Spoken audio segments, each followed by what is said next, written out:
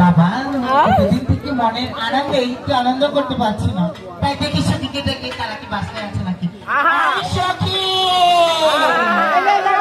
সখী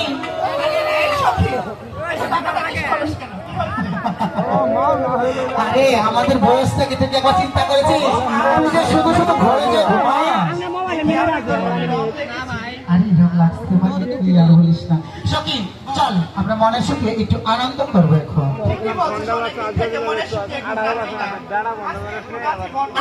আইলো সখী তোরা সকলে ভুলিতে যাই না